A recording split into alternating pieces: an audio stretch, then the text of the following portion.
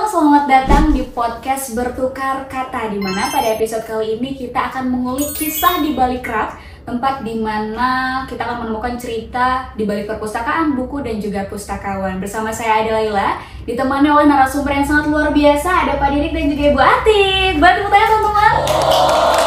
Oke, boleh perkenalan diri dulu Bapak dan Ibu dan diceritakan sedikit bagaimana perjalanan sampai akhirnya bisa menjadi seorang pustakawan. Iya, saya Didik, pekerjaan untuk di perpustakaan tuh sejak 2006, dimulai di Kementerian Kelautan dan Perikanan, 2 tahun di sana, dilanjutkan ke Lembaga Ilmu Pengetahuan Indonesia sejak tahun 2008 sampai sekarang, sampai tahun 2022 dilanjutkan pindah ke sini ke Dinas Arsip dan Perpustakaan Kota Bandung sejak 2022 sampai sekarang. Oke, untuk Ibu? Iya, kalau saya Atik, background pendidikan saya dari ilmu perpustakaan Unpad, lulus 2005, ketahuan ya. 2005, kemudian setelah lulus itu tidak langsung bekerja di perpustakaan, saya kerja dulu di swasta, kemudian 2010 saya masuk PNS, itu langsung di kantor perpustakaan Kota Cilegon. Kemudian 2017 saya pindah ke sini langsung di Dinas Perpustakaan Kota Bandung. Kemudian 2019 saya menjadi pustakawan sampai sekarang, dan sekarang saya sebagai pustakawan muda di Dinas Arsip dan Perpustakaan Kota Bandung. Oke, kalau boleh dijelaskan nih Bapak Ibu, apa aja sih tugas dari seorang pustakawan gitu? Ya, pustakawan nggak cuma hanya mengelola buku ya, tapi sumber-sumber informasi juga kita kelola. Misalkan kalau kita bekerja di instansi pemerintah lain, contohnya di lembaga penelitian, fungsi pustakawan juga ada fungsi peneliti ya. Jadi ada misalkan data-data hasil penelitian mereka bisa olah hingga hasilnya nanti menjadi kita ketahui tren penelitian saat itu. Lalu lagi misalkan di salah satu televisi di media lain gitu ya, mereka juga mengelola tidak hanya buku tapi media-media informasi lainnya seperti film, media cetak itu juga mereka kelola. Jadi nggak cuma buku. Kalau dari Ibu Atik ada tambahan? Mungkin kalau saya melihatnya dari tugas pustakawan yang ada di Dinas Arsip aja kali ya. Oke. Kalau tadi kan sudah dijelaskan ya sama Pak Didik bahwa memang tugas pustakawan itu bukan cuma mengurusi buku saja, tapi ada hal-hal lain. Nah, kalau di Dinas Perpustakaan itu sendiri, tugas pustakawan itu banyak sekali ya sebenarnya. Cuman mungkin belum terekspos seperti apa. Jadi yang masyarakat tahu itu cuman oh iya kayaknya pustakawan itu cuma jagain buku aja ya, atau mungkin cuman ngelapin buku aja gitu. Nah, itu yang sering didengar sih ya. Cuman nggak salah juga sih, mungkin memang mereka belum mengenal yang namanya pustakawan itu seperti apa. Baik, kalau sebenarnya kita lihat aja ya. Mungkin memang yang namanya pustakawan ini masih langka sih di Indonesia itu ya. Karena dari data yang dimiliki dari perpustakaan itu sendiri, bahwa sebenarnya kebutuhan dari pustakawan itu sendiri itu ada sekitar 500.000 orang untuk seluruh Indonesia. Sedangkan yang ada sekarang ini yang eksis itu baru 60.000-an orang. Kebayang kurangnya berapa? Dan itu satu orang itu harus menghandle berapa orang gitu kan dari jumlah keseluruhan penduduk Indonesia ini.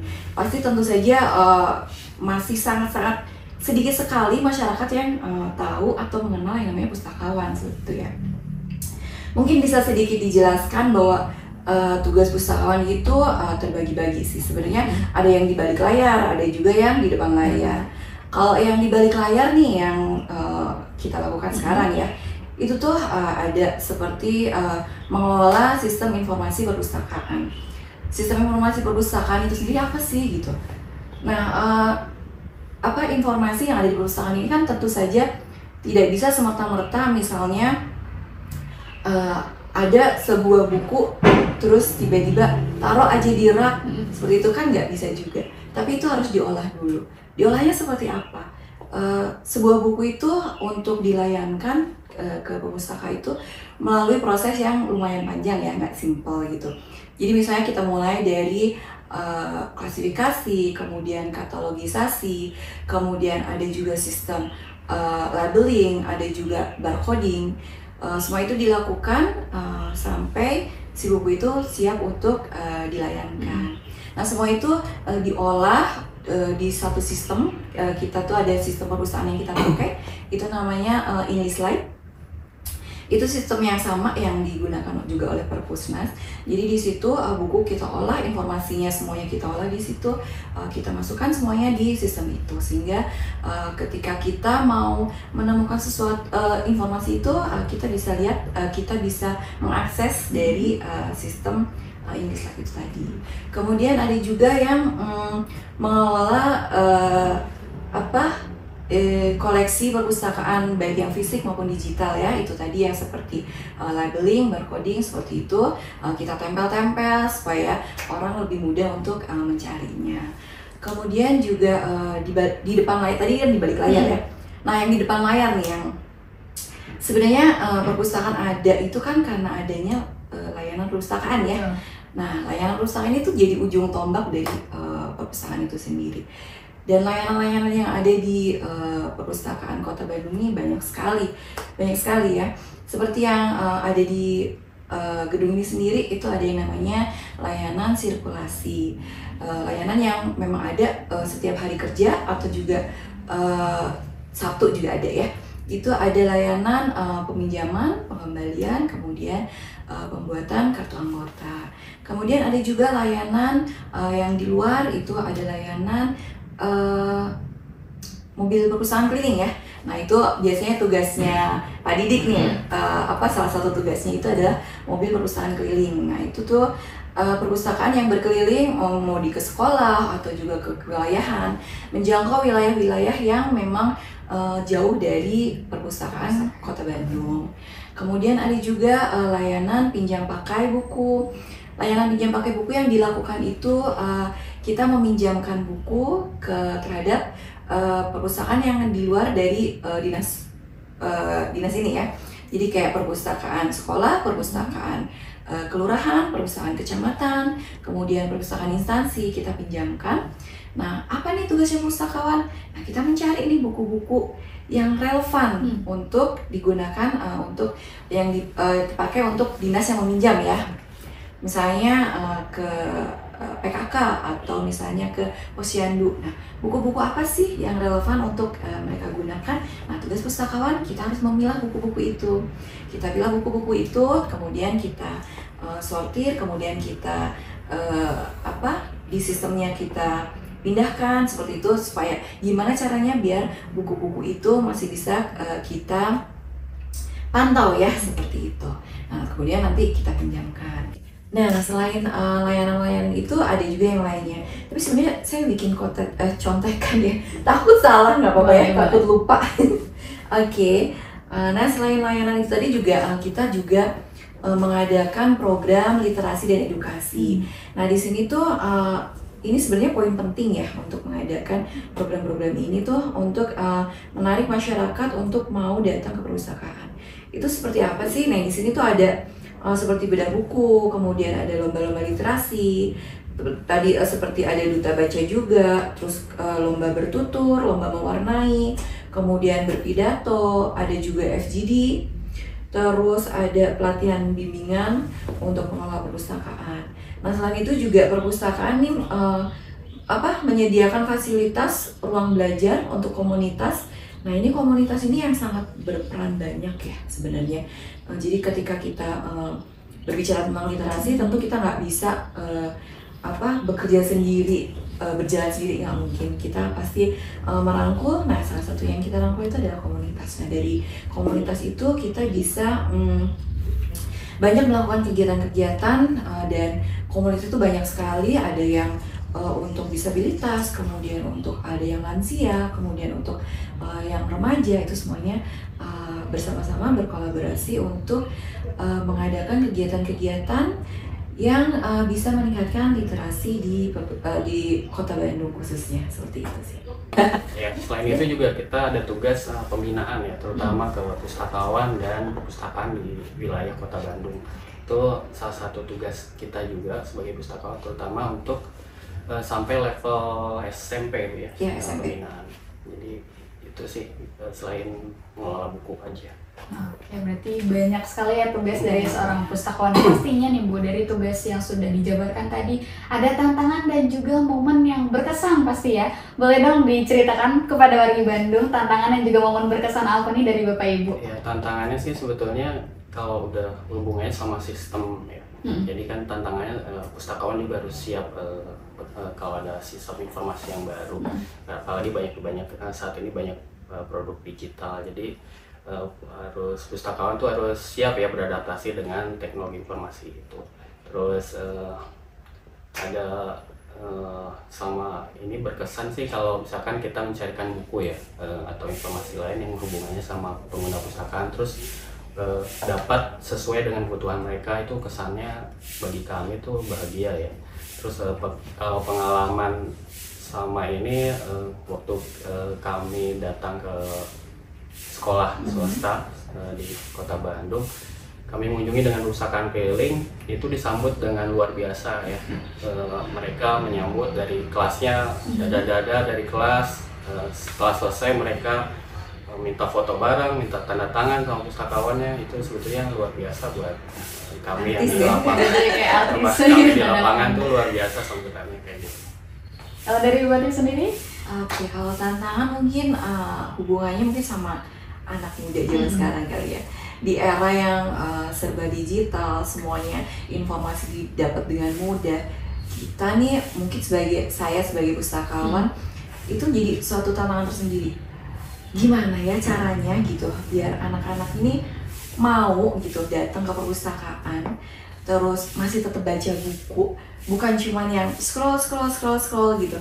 Karena jujur gitu ya, karena saya sendiri juga punya anak yang remaja gitu kan, itu tuh untuk membaca dalam waktu yang lama itu kayaknya udah berkurang ya.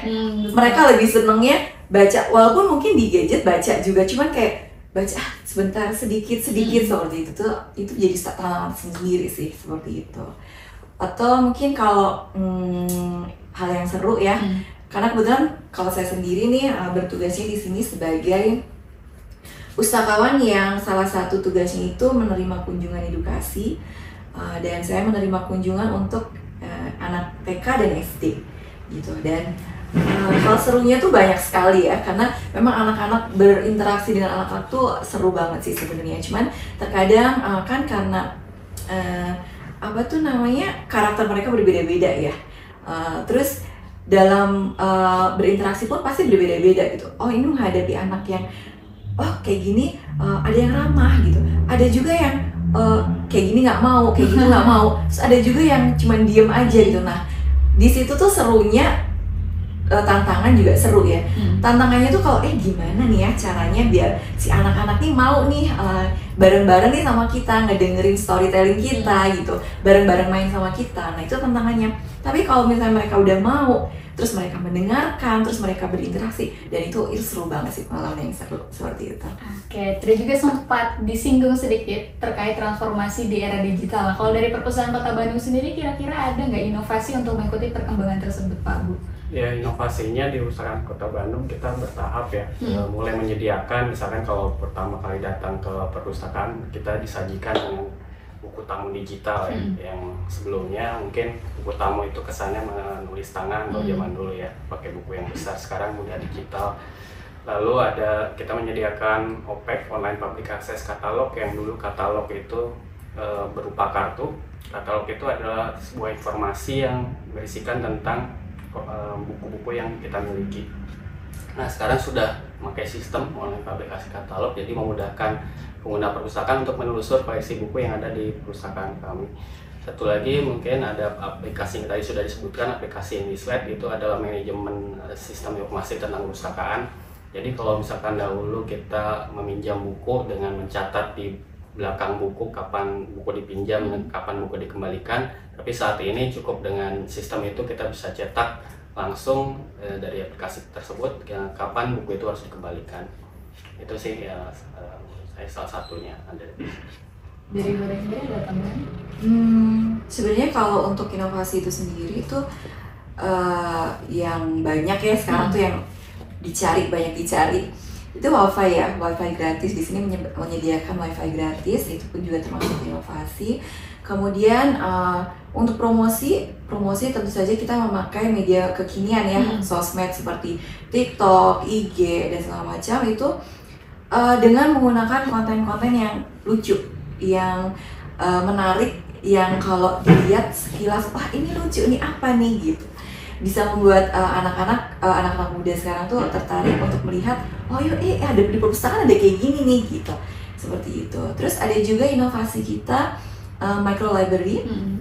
Nah itu perpustakaan yang ada di mungkin kalau bisa dibilang cabangnya perpustakaan itu ada di alun-alun, ada juga di Kiara Condong, kemudian ada juga di Taman Bima ya. Nah itu ada salah satu inovasi di mana kita mendekatkan perpustakaan lebih dekat ke masyarakat. Jadi untuk mereka yang nggak sempat atau nggak bisa datang ke sini, mereka bisa datang ke micro library yang kita punya, seperti itu. Oke, dari beberapa inovasi yang sudah dijelaskan tadi juga ada disebutkan bahwa menyediakan informasi secara online juga ya Pak Bu. Yeah. Artinya wargi Bandung tuh bisa di mana saja, kapan saja mengakses informasi. Nah, apakah di zaman sekarang ini menurut Bapak Ibu masih istilahnya recommended gitu ya untuk datang ke perpustakaan secara langsung gitu? Ya, kalau ke perpustakaan secara langsung jelas ya, menurut saya ada perbedaan tentunya antara informasi yang disajikan di internet dan informasi yang disajikan di perpustakaan.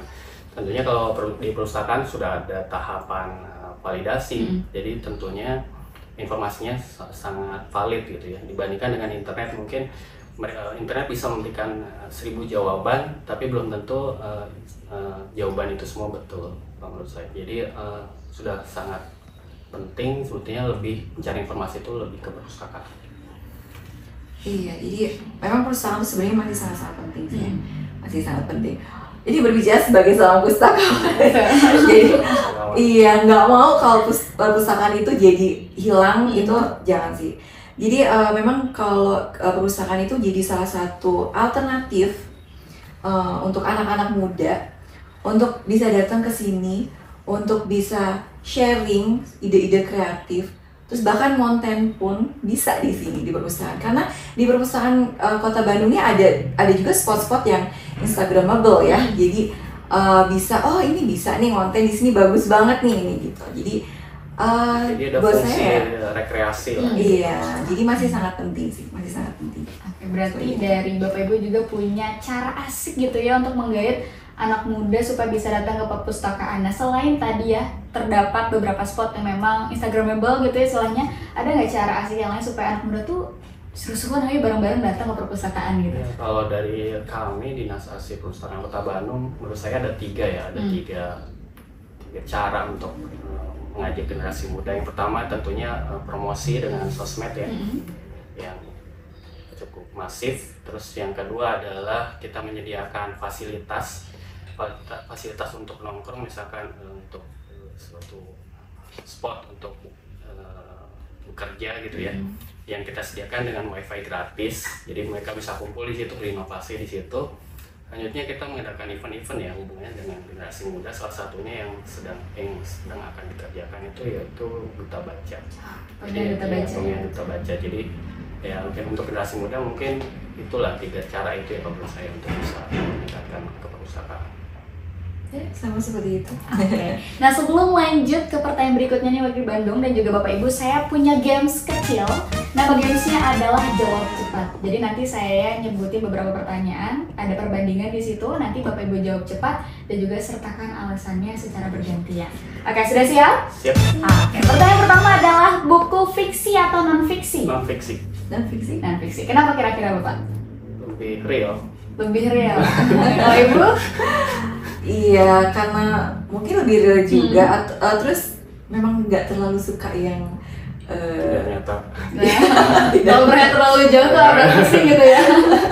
Iya, seperti itu. Oke, kira-kira ada buku yang paling berkesan nggak Pak Bu selama ini yang sudah dibaca? Terakhir saya berkesan itu Kisah Para Nabi ya, Ibnu Katsir kalau nggak salah nulisnya.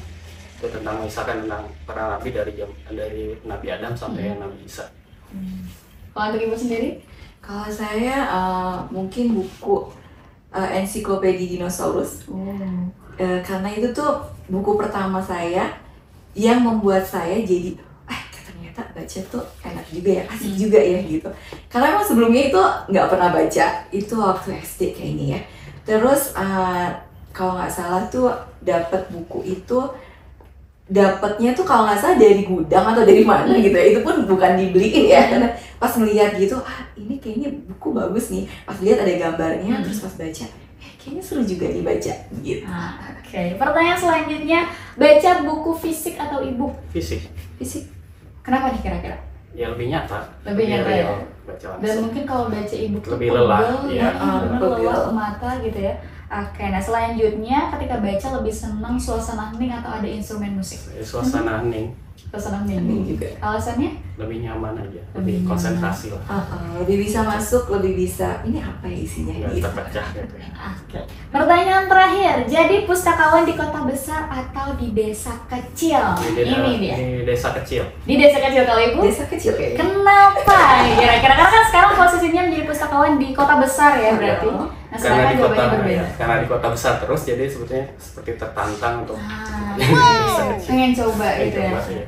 Kalau dari ibu? Kalau saya mungkin sebenarnya nggak perlu sampai jauh-jauh ke desa kecil gitu, cuman kayak mungkin di perpustakaan kelurahan atau ke perpustakaan yang ada di kewilayahan gitu ya, karena ternyata mereka tuh belum benar-benar tersentuh gitu dengan buku-buku dan literasi gitu, dan mereka tuh lebih mudah untuk dirangkul kayaknya ya, lebih ayo kita baca di sini gitu daripada dibandingin sama di kota besar yang sudah terkalahkan sama gadget gitu sih. Terakhir nih tambahan ibu, kalau misalkan boleh berangan nih kita kira-kira bisa menciptakan sebuah perpustakaan impian. Nah kira-kira perpustakaannya pengen kayak gimana? Perpustakaan memberikan layanan virtual reality ya. Wow. Jadi kesannya dia cukup di tempat duduknya, jadi kesannya seperti datang ke perpustakaan. Dia baca buku di tempatnya sendiri gitu. Terus harapannya sih ada lagi satu gedung isinya koleksinya komik.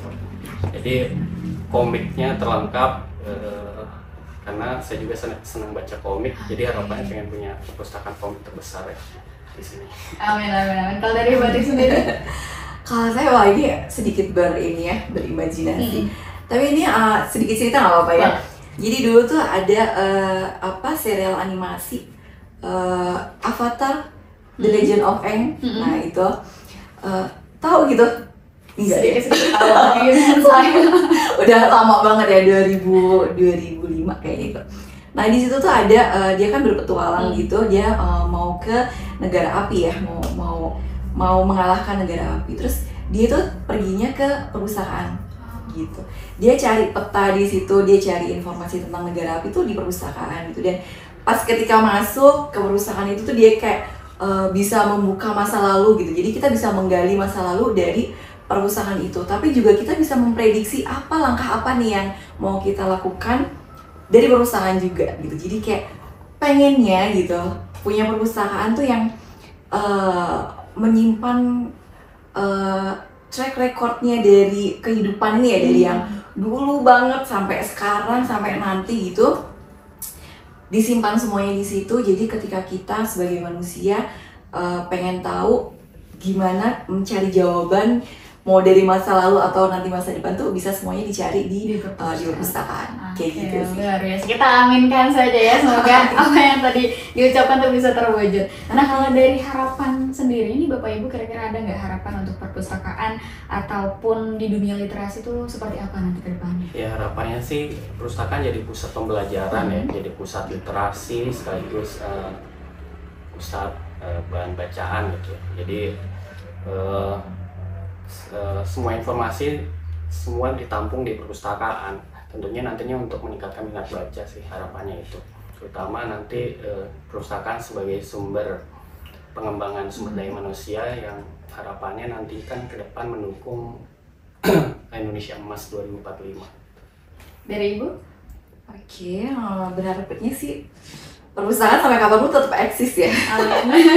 Iya, perpustakaan sampai kapanpun tetap eksis, karena dengan berliterasi negara bisa maju, bisa kuat. Dengan berliterasi masyarakat bisa menjadi masyarakat yang bermartabat, seperti itu sih. Oke, nah Saya juga yakin nih Bapak Ibu, wargi Bandung di rumah juga ada keinginan untuk menjadi pustakawan. Nah, kira-kira ada nggak sih pesan untuk calon pustakawan muda kita nih satu saat nanti? Boleh silakan dulu. Saya mau mikir dulu nih apa nih yang mau dijawab nih, coba. Dari Bapak? Ya, kalau mau jadi pustakawan sebetulnya nggak mesti harus mereka akan bekerja di suatu instansi perpustakaan sebetulnya.